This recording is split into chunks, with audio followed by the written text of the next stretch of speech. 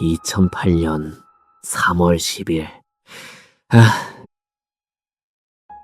서울 마포경찰서 브리핑실에서 한 형사가 무거운 목소리로 발표를 시작했습니다. 전직 프로야구 선수 이호성이 내연녀 김현숙 씨와 그녀의 세 딸을 살해한 혐의로 공개 수배되었으나 본인 역시 한강에서 시신으로 발견되었습니다. 브리핑실을 가득 메운 기자들 사이로 카메라 셔터 소리가 쏟아졌습니다. 한국 프로야구 역사상 가장 충격적인 소식이었죠. 스포츠면이 아니라 사회면, 톱을 장식한 그 이름, 이호성. 한국 시리즈 우승의 주역이었던 남자가 네 사람을 잔혹하게 살해한 범인이었다니 대한민국 전체가 경악했습니다. 하지만 이 사건의 진짜 공포는 범인이 누구였느냐가 아니었습니다.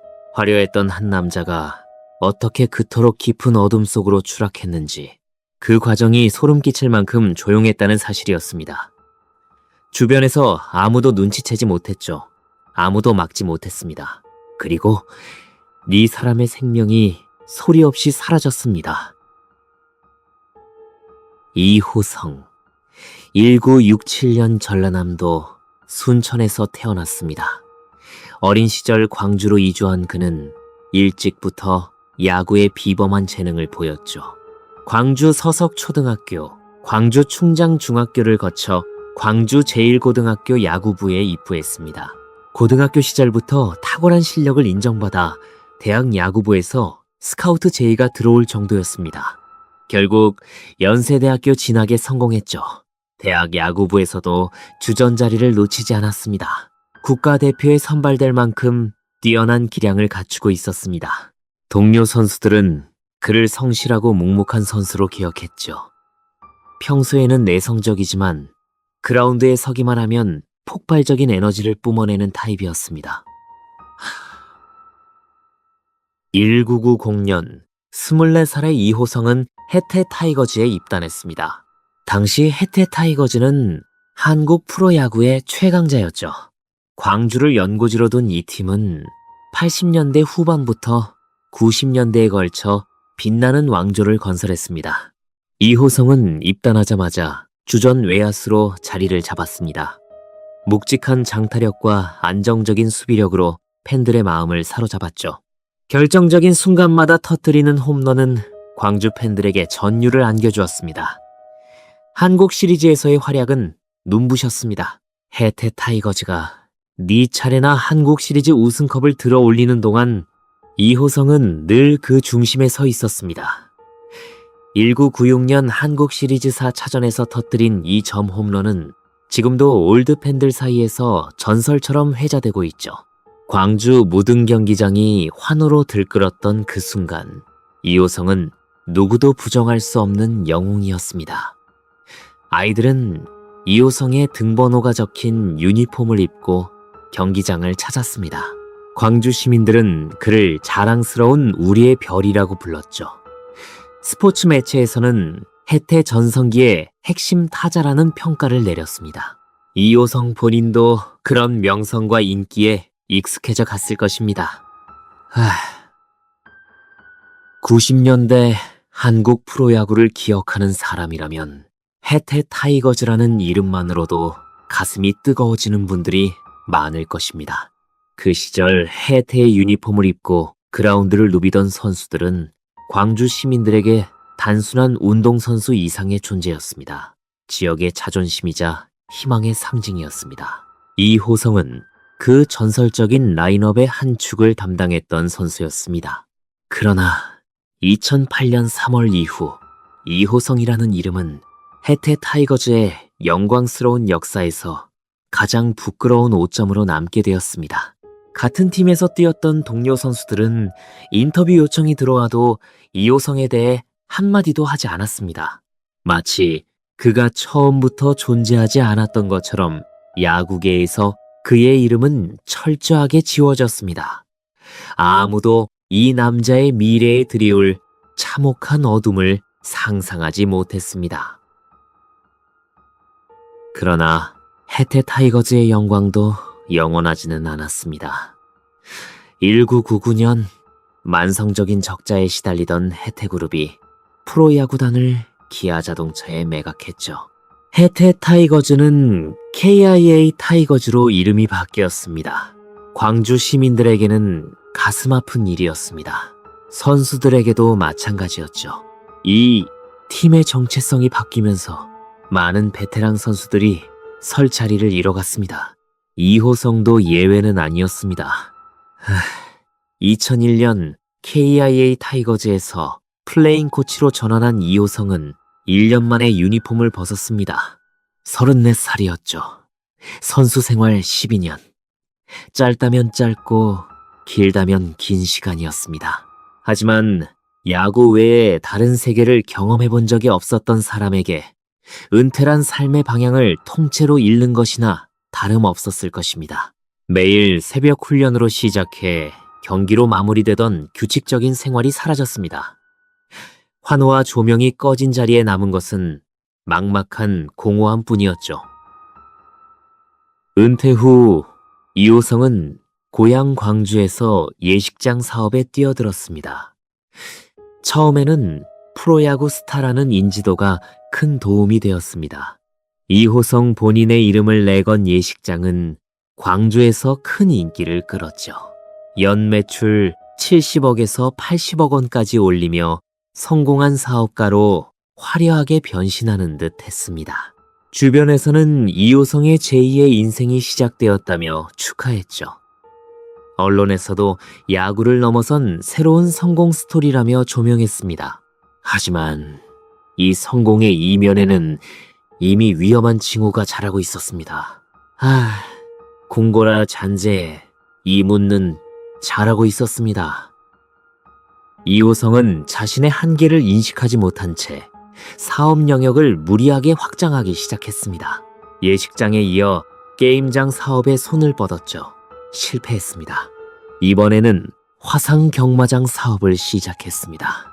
이것도 실패했습니다. 빚은 눈덩이처럼 불어나기 시작했죠. 실패가 반복될수록 이호성은 더 큰 판돈에 모든 것을 거는 도박 같은 사업에 뛰어들었습니다. 악순환이었습니다. 2005년에는 순천에서 화상 경마장 관련 사기 혐의로 구속되기까지 했습니다. 전과자라는 낙인이 찍힌 것이었죠. 한때 광주의 영웅이었던 남자가 사기꾼이라는 소리를 듣게 되었습니다. 기소 중지된 사건만 총 7건에 달했습니다. 법의 심판을 피해 다니면서도 이호성은 자신의 처지를 인정하지 못했습니다. 여전히 큰 돈을 벌 수 있다는 환상에 사로잡혀 있었습니다. 주변 사람들에게는 곧 큰 사업이 성사된다며 허풍을 떨었지만 현실은 냉혹했습니다.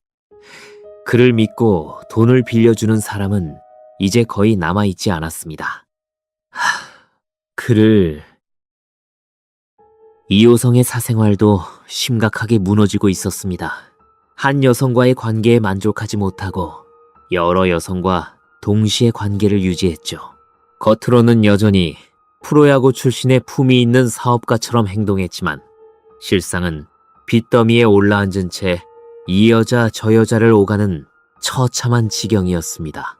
주변 지인들은 이호성의 사생활에 대해 양다리를 넘어 세 다리를 걸치고 있었다고 증언하기도 했습니다. 한때 국가대표까지 지낸 스포츠맨의 도덕적 추락은 그 자체로 충격적이었죠. 결국 이호성에게 남은 것은 270억 원이라는 천문학적인 빚이었습니다. 270억 원이라면 일반 직장인이 평생 벌어도 갚을 수 없는 금액이었죠. 한국 시리즈 우승의 주역에서 전과자로, 연 매출 80억 원의 사업가에서 파산 상태의 채무자로 그의 추락에는 바닥이 보이지 않았습니다. 채권자들의 독촉 전화는 하루도 빠지지 않았습니다.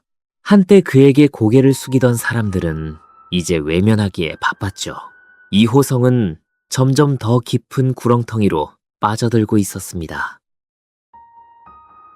바로 이 시기에 이호성 곁에 한 여성이 있었습니다. 김현숙 씨.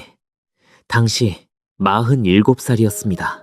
서울 마포구 창전동 금호 아파트에서 세 딸과 함께 살고 있었죠. 큰딸 선아 씨는 22살의 대학생으로 뮤지컬 학과에 재학 중이었습니다.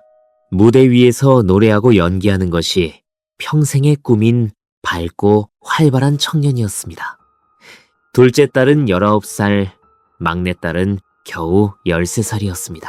김 씨의 이혼한 전 남편은 이미 세상을 떠난 상태였기에 김 씨 혼자서 새 아이의 생계를 책임지고 있었습니다. 김 씨는 서울에서 횟집을 운영하며 성실하게 가정을 꾸려가는 분이었습니다. 친척들은 그녀를 법 없이도 살 사람이라고 표현했습니다. 그만큼 마음이 넉넉하고 주변을 잘 챙기는 따뜻한 성품이었죠. 무엇보다 딸 셋을 세상 누구보다 아끼는 헌신적인 어머니였습니다. 홀로 새 아이를 키우면서도 한 번도 힘든 내색을 하지 않았다고 합니다.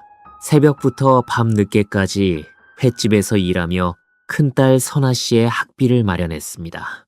선아 씨가 언젠가 뮤지컬 무대에 서는 그날을 함께 꿈꾸며 살아온 것입니다. 둘째 딸은 대학 진학을 준비하며 열심히 공부하고 있었고 13살 막내 딸은 중학교에 다니며 또래 아이들처럼 평범한 일상을 보내고 있었습니다. 넉넉하지는 않았지만 서로를 아끼며 웃음이 끊이지 않는 가정이었다고 주변 사람들은 기억합니다. 선아 씨는 뮤지컬 연습을 마치고 돌아오면 동생들에게 배운 노래를 불러주곤 했다고 합니다. 막내 딸은 언니의 노래를 들으며 박수를 치고 둘째 딸은 동생과 언니 사이에서 중재자 역할을 하는 다정한 아이였습니다. 김 씨는 딸들이 함께 웃는 모습을 볼 때가 가장 행복한 순간이라고 주변에 자주 말했다고 합니다. 그런 평범하고도 소중한 일상이 2008년 2월 18일을 기점으로 영원히 끊어졌습니다. 2008년 가타리. 김 씨는 2호성과의 재혼까지 진지하게 고려하고 있었던 것으로 알려졌습니다. 한때 영웅이었던 남자, 지금은 힘든 시기를 겪고 있지만 함께라면 다시 일어설 수 있을 거라 믿었을지도 모르겠습니다. 그녀에게 2호성은 사랑하고 의지하는 사람이었을 것입니다. 하지만 2호성에게 김 씨는 사랑의 대상이 아니라 마지막으로 기댈 수 있는 자금줄이었을 가능성이 높습니다. 실제로 2호성은 김 씨 외에도 차모 씨라는 또 다른 내연녀를 두고 있었습니다. 양다리를 걸치고 있었던 것이었죠. 이 사실이 이 사건을 더욱 참담한 비극으로 만들고 있습니다. 2008년 2월 15일, 김현숙 씨가 갑작스럽게 5개 은행에 분산 예치해두었던 전세자금 1억 7천만 원을 인출하기 시작했습니다. 전세자금을 현금으로 찾는 것은 매우 이례적인 행동이었죠. 왜 갑자기 이 큰 돈을 한꺼번에 현금으로 꺼냈는지, 누가 그녀를 설득했는지 정확하게 밝혀지지 않았습니다. 다만 경찰은 이호성이 사업 투자나 부동산 거래 같은 그럴듯한 명목을 들어 현금 인출을 종용한 것으로 추정하고 있습니다. 사흘 뒤인 2월 18일, 이날이 네 모녀의 마지막 날이 됩니다. 그날 오전, 김 씨는 은행 5곳을 순서대로 돌며 1억 7천만 원 전액을 현금으로 인출했습니다. 은행 CCTV에는 김 씨가 돈다발이 든 가방을 안고 나와 흰색 르노 삼성 SMO 승용차의 조수석에 타는 장면이 선명하게 찍혔죠. 운전석에는 2호성으로 추정되는 남성이 앉아 있었습니다. 은행원들은 큰 금액을 한 번에 현금으로 찾는 김 씨에게 별다른 의문을 품지 않았을 것입니다. 그것이 그녀의 마지막 은행 방문이 될 줄은 그 누구도 몰랐습니다. 오후 4시에서 5시 사이 김 씨가 살던 금호 아파트 주차장에 김 씨의 승용차가 주차되었습니다. 그런데 차를 주차한 사람은 김 씨가 아니었습니다. 한 남성이었죠. 오후 5시에서 6시 사이에는 둘째 딸과 셋째 딸이 학교를 마치고 집으로 돌아왔습니다. 평범한 하루의 끝이었습니다. 집에 돌아와 가방을 내려놓고 간식을 먹고 텔레비전을 보았을지도 모릅니다. 그 아이들은 그날 밤 자신들에게 무슨 일이 벌어질지 전혀 알지 못했습니다. 그날 밤 이호성은 아파트 안에서 김현숙 씨와 두 어린 딸을 차례로 살해했습니다. 국과수 부검 결과 세 사람의 사인은 모두 경부 압박에 의한 질식사였습니다. 목을 조른 것이었죠. 운동선수 출신의 거구였던 이호성에게 무방비 상태의 여성과 소녀들을 제압하는 것은 그리 어렵지 않았을 것입니다.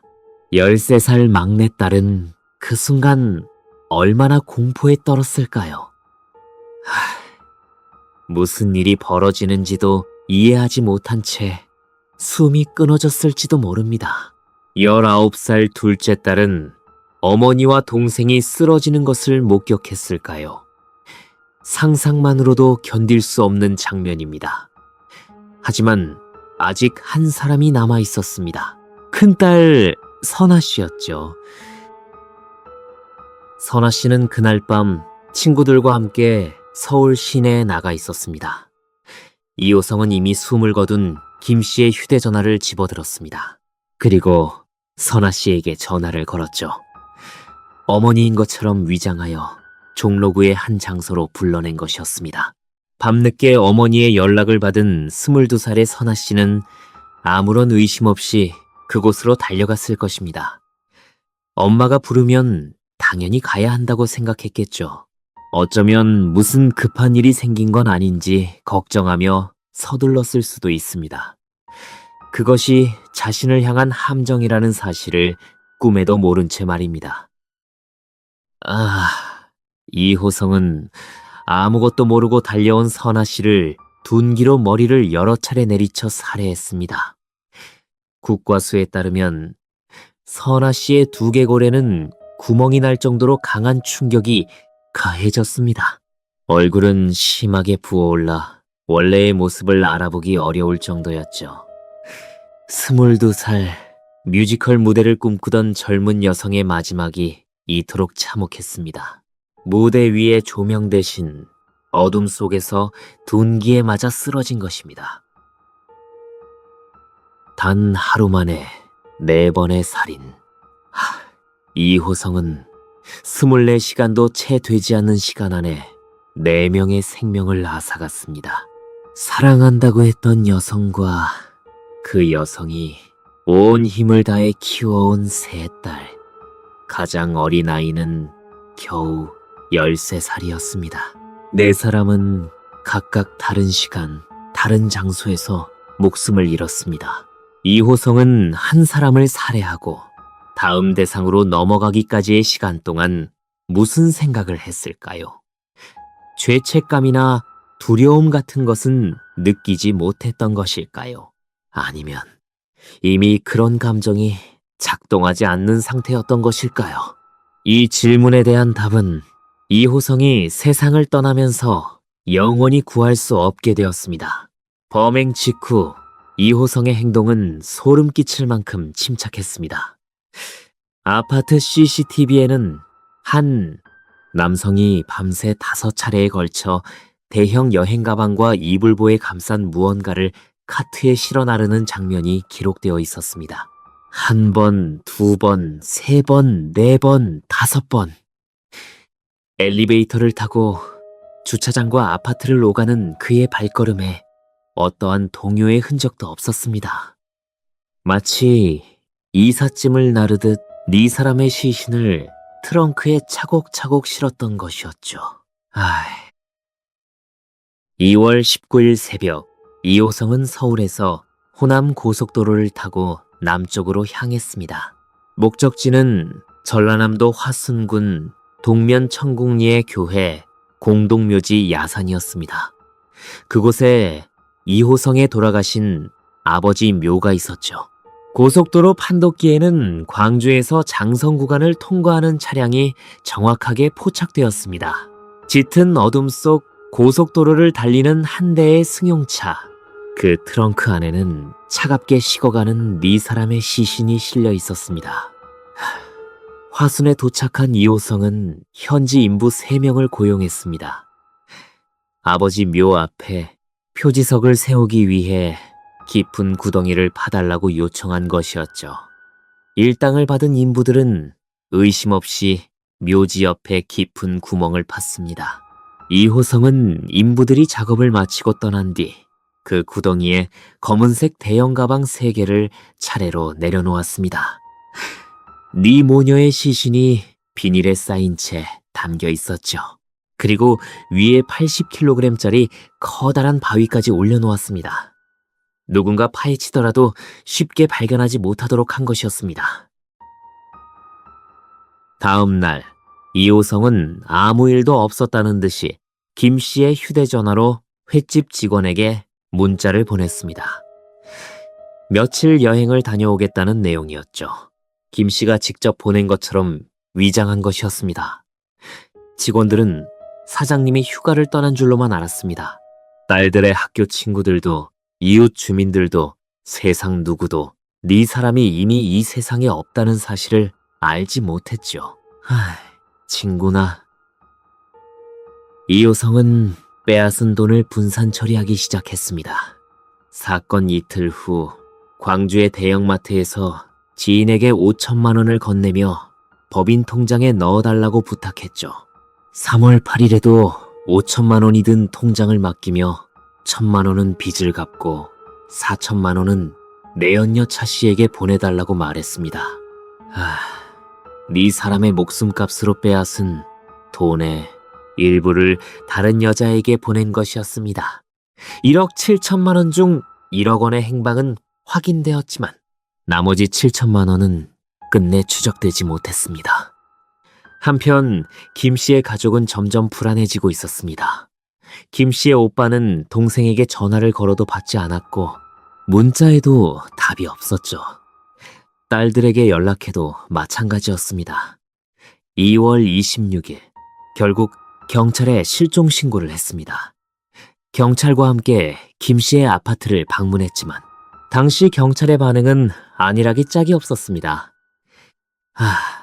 집안에 깨진 유리 조각과 의심스러운 얼룩이 있었음에도 불구하고 가족끼리 여행을 간 것 아니냐며 넘겼다고 합니다.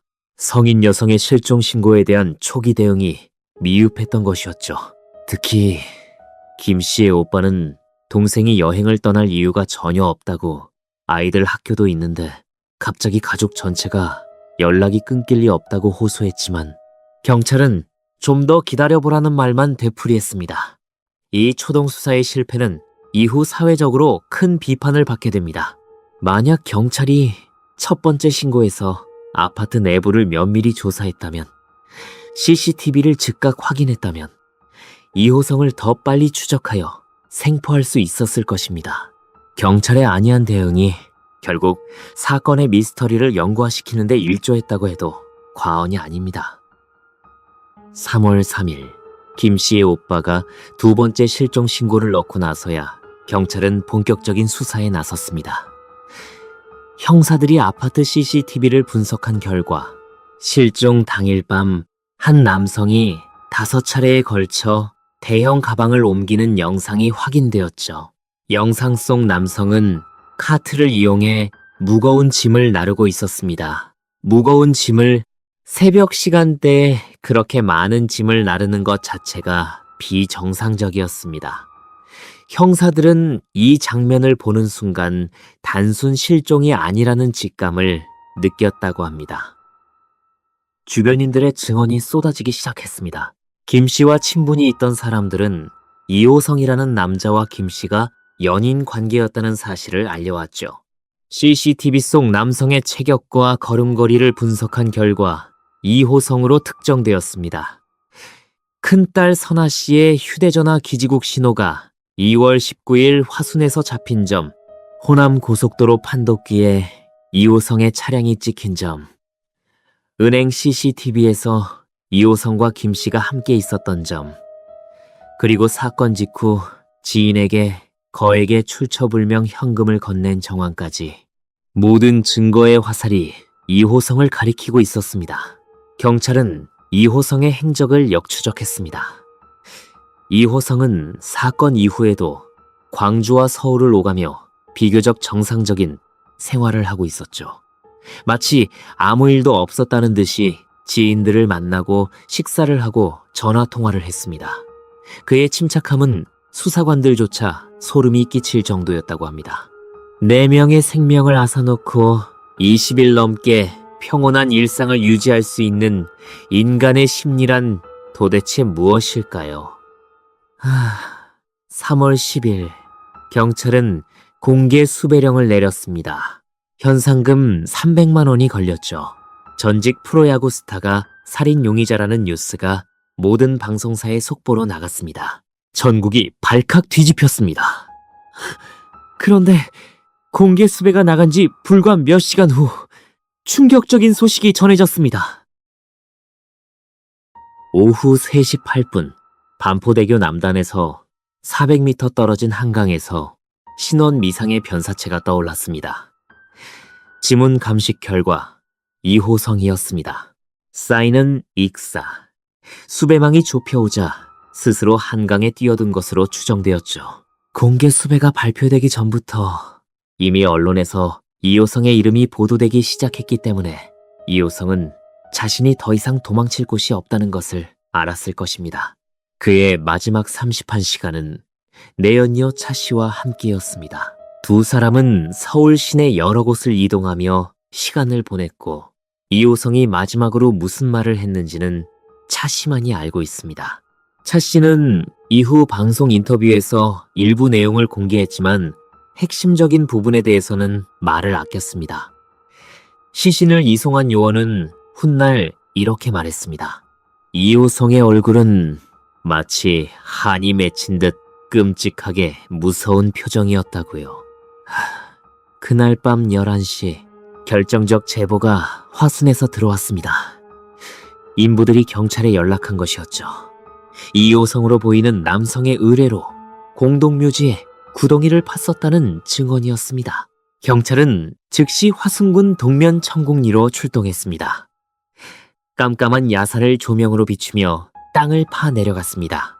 그리고 마침내 깊은 곳에서 커다란 검은색 가방 3개가 나타났습니다. CCTV 속 그 가방이었죠. 위에는 80kg짜리 바위가 놓여 있었습니다. 가방의 지퍼를 열자 비닐에 쌓인 채 차갑게 식은 네 모녀의 시신이 드러났습니다. 현장의 형사들조차 분노를 참지 못했다고 합니다. 시신들은 하나같이 잔혹하게 살해된 상태였죠. 특히 큰딸 선아 씨는 둔기의 머리를 여러 차례 가격당해 두개골에 구멍이 나 있었습니다. 범행일인 2월 18일부터 발견 시점인 3월 10일까지 네 모녀는 약 20일 동안 차가운 땅 속에 묻혀 있었습니다. 그 20일간 아무도 그들의 죽음을 알지 못했습니다. 학교에서는 결석 처리가 되었고 횟집에서는 사장님이 여행을 갔다고만 알고 있었습니다. 네 사람의 부재를 진심으로 의심한 것은 오직 김 씨의 오빠뿐이었습니다. 가족과 친구들이 마지막 모습을 확인하러 왔을 때 야산의 비통한 울음소리가 가득 메웠습니다. 이호성의 장례식은 세상에서 가장 쓸쓸한 장례식이었습니다. 이름도 영정사진도 조문객도 없는 텅 빈 공간이었죠. 한 관계자가 남긴 말이 모든 것을 대변했습니다. 꽃 같은 아이들을 죽인 사람 앞에 놓아줄 꽃이 있겠느냐고요. 이 사건에는 아직도 풀리지 않은 의문들이 남아 있습니다. 그리고 이 의문들이야말로 이 사건을 단순한 살인 사건이 아닌 한국 범죄 역사에 길이 남을 미스터리로 만들고 있습니다. 첫째, 동기의 불균형 문제입니다. 270억 원이라는 빚을 진 사람이 1억 7천만 원을 위해 4명이나 살해했다는 것은 납득하기 어려운 부분이었습니다. 빚의 규모에 비하면 1억 7천만 원은 새 발의 피에 불과했죠. 경찰도 이 부분에 공식적으로 의문을 표했습니다. 혹시 돈이 아닌 다른 동기가 숨어 있었던 것은 아닌지, 아니면 김 씨가 이호성의 어두운 비밀을 알게 된 것은 아닌지 다양한 추측이 제기되었습니다. 하지만 이호성이 아무런 말도 남기지 않았기 때문에 정확한 답은 영원히 나오지 않을 것입니다. 둘째, 이호성의 이전 범행 의혹입니다.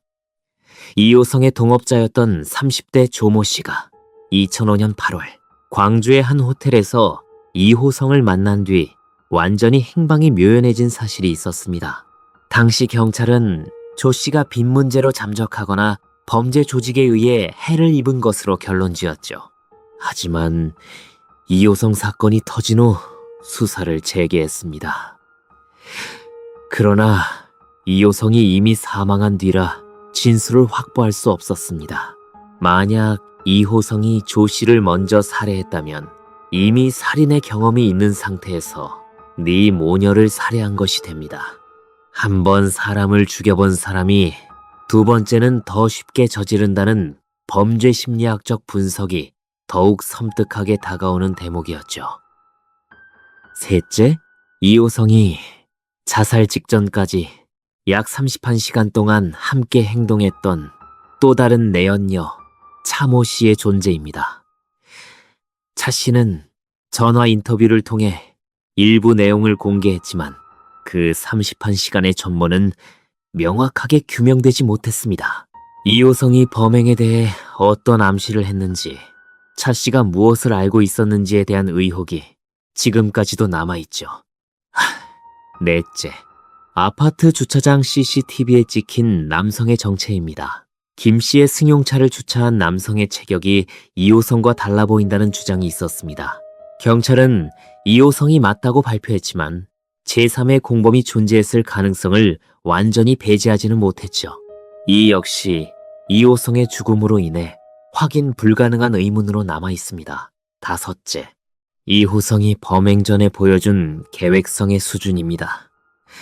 은행 업무 처리부터 시신 운반, 암매장 장소 선정, 인부 고용, 휴대전화를 이용한 위장 문자까지 이 모든 것이 즉흥적으로 이루어졌다고 보기에는 너무나 치밀했습니다. 이호성이 사전에 범행을 얼마나 오랫동안 계획했는지, 김 씨에게 현금 인출을 종용한 과정은 구체적으로 어떠했는지도 밝혀지지 않았죠. 이호성은 어떤 진술도 유서도 남기지 않았기에 진실은 한강 물속에 영원히 가라앉았습니다. 이 사건이 언론에 보도되는 과정에서도 큰 논란이 있었습니다. 경찰이 공개 수배를 발표하기 전에 일부 언론이 이호성의 실명과 용의자 사실을 먼저 보도해버린 것입니다. 이호성이 이 보도를 접하고 수배망이 좁혀오고 있음을 직감한 뒤 한강으로 뛰어들었을 가능성이 높다는 분석이 나왔습니다. 만약 언론이 경찰의 검거 작전이 완료될 때까지 보도를 자제했더라면 이호성을 생포하여 사건의 전모를 밝힐 수 있었을 것이라는 비판이 쏟아졌죠. 취재 경쟁에 눈이 먼 나머지 피해자 가족들이 진실을 알 권리마저 빼앗아버린 결과가 되었습니다. 수사기관과 언론 양쪽 모두에게 뼈아픈 교훈을 남긴 대목이었습니다. 이 사건이 종결된 후에도 네 모녀를 기억하는 사람들의 슬픔은 쉽게 가라앉지 않았습니다. 김 씨가 운영하던 횟집의 단골 손님들은 빈자리를 바라보며 눈시울을 붉혔죠. 선아 씨가 다니던 대학의 뮤지컬학과 동기들은 졸업 공연에서 빈 의자 하나를 무대 위에 올려놓았다고 합니다. 선아 씨가 앉아야 할 자리, 선아 씨가 서야 할 무대였습니다. 13살 막내딸이 다니던 중학교에서도 추모 분위기가 이어졌죠. 같은 반 친구들은 한동안 빈 책상을 쳐다보며 수업에 집중하지 못했다고 합니다. 한 가족의 소멸이 남긴 파장은 그들과 조금이라도 인연이 닿았던 모든 사람에게 깊은 상처를 남겼습니다. 그리고 이 상처는 10년이 지나고 20년이 흘러도 완전히 아물지 않을 것입니다. 2024년 방송에서 이 사건이 재조명되었을 때도 시청자들의 반응은 여전히 뜨거웠죠. 세월이 흘러도 이 사건이 주는 충격은 퇴색되지 않았습니다. 그것은 아마도 이 사건이 단순한 범죄 사건이 아니기 때문일 것입니다. 우리가 사랑이라고 믿는 관계 속에 얼마나 위험한 거짓이 숨어 있을 수 있는지, 사회적 명성이 인간의 본질과 얼마나 무관할 수 있는지를 적나라하게 보여주는 사건이었죠. 영웅이라는 단어가 얼마나 허망한 것인지를 증명한 사건이기도 했습니다.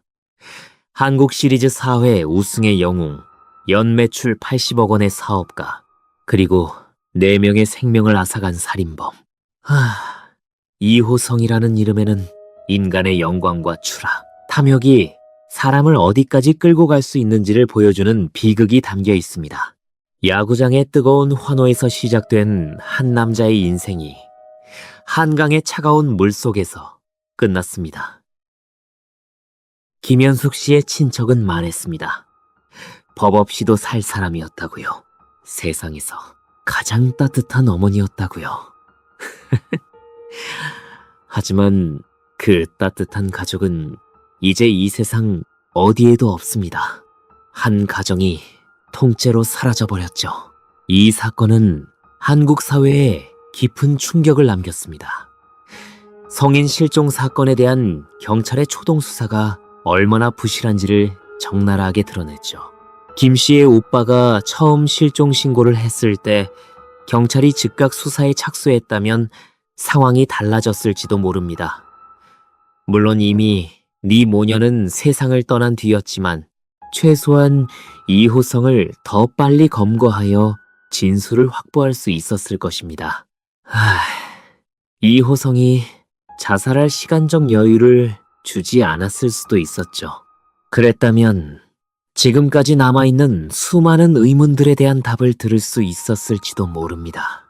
또한 이 사건은 유명인의 범죄에 대한 사회적 경각심을 일깨워 주었습니다. 우리는 화려한 경력과 명성을 가진 사람은 설마 그런 끔찍한 일을 저지르지 않을 것이라고 믿는 경향이 있습니다. 하지만 이호성 사건은 그 믿음이 얼마나 위험한 환상인지를 보여주었습니다. 한국 시리즈 우승 영웅이라는 타이틀 뒤에 270억 원의 빚과 여러 건의 사기 전과 그리고 4명을 살해할 수 있는 잔혹함이 숨어 있었죠. SBS의 범죄 프로그램에서 이 사건이 다루어졌을 때 수많은 시청자들이 분노와 슬픔의 댓글을 남겼습니다. 특히 큰딸 선아 씨가 어머니의 전화를 받고 아무 의심 없이 달려갔다는 사실이 사람들의 가슴을 가장 아프게 했습니다. 엄마가 부르니까 간 것뿐인데 그것이 죽음의 함정이었다는 잔인한 현실 말입니다. 13살 막내딸의 존재도 많은 이들의 눈물을 자아냈죠. 중학교에 다니던 아직 세상을 다 보지도 못한 어린 소녀가 아무런 잘못도 없이 목숨을 잃었습니다. 2008년 봄, 화순의 야산에서 봄꽃이 피어올랐을 것입니다. 하지만 그 꽃잎 아래 차가운 땅 속에는 뮤지컬 무대를 꿈꾸던 22살 여대생과 2 동생, 그리고 새 아이를 홀로 키워온 한 어머니가 말없이 잠들어 있었습니다. 누군가는 말했습니다. 이호성의 장례식에 놓아줄 꽃은 없다고. 하지만 네 모녀의 무덤 위에는 이 세상의 모든 꽃을 놓아주어도 부족하지 않을 것입니다. 다음 이야기도 소름 끼치는 실화입니다. 준비되셨다면 계속 들어주십시오.